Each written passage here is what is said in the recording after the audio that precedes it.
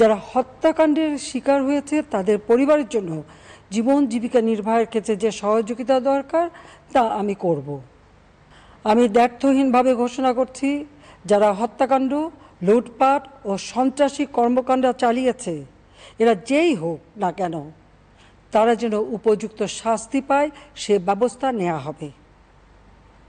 আমি আরও ঘোষণা করছি, হত্যাকাণ্ড সহ যে সকল অনভিপ্রেত ঘটনা ঘটেছে সুষ্ঠু ও ন্যায় বিচারের স্বার্থে সে সকল বিষয়ে বিচার বিভাগীয় তদন্ত করা হবে। কাদের উস্কানিতে সংঘর্ষের সূত্রপাত হলো, কারা কোন উদ্দেশ্যে দেশকে একটি অরাজক পরিস্থিতির দিকে ঠেলে দিল তা তদন্ত করে বের করা হবে। আমি আন্দোলনরত কোমলমতি ছাত্রছাত্রীদের নিরাপত্তা নিয়ে অত্যন্ত উদ্বিগ্ন। এই সন্ত্রাসীরা যে কোনো সময় সংঘাতের পরিবেশ তৈরি করে তাদের ক্ষতি সাধন করতে পারে। তাই শিক্ষার্থীদের পিতা মাতা, অভিভাবক এবং শিক্ষকদের প্রতি আমার আবেদন, তারা যেন তাদের সন্তানদের নিরাপত্তার বিষয়ে সজাগ থাকেন। একই সাথে সকল শিক্ষা প্রতিষ্ঠানের ছাত্রছাত্রীদের নিরাপত্তার বিষয়টি বিশেষভাবে নজর রাখেন। সরকার হাইকোর্টের রায়ের বিরুদ্ধে সর্বোচ্চ আদালতে আপিল করেছে।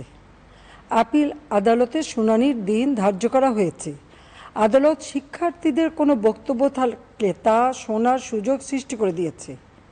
এই আইনি প্রক্রিয়ার মাধ্যমে সমস্যা সমাধানের সুযোগ রয়েছে। এই আইন প্রক্রিয়া সমাধানের সুযোগ থাকা সত্ত্বেও রাস্তায় আন্দোলনে নেমে দুষ্কৃতিকারীদের সংঘাতের সুযোগ করে দেবেন না। সর্বোচ্চ আদালতের রায় আসা পর্যন্ত ধৈর্য ধরে অপেক্ষা করার জন্য আমি সকলকে বিশেষভাবে অনুরোধ জানাচ্ছি।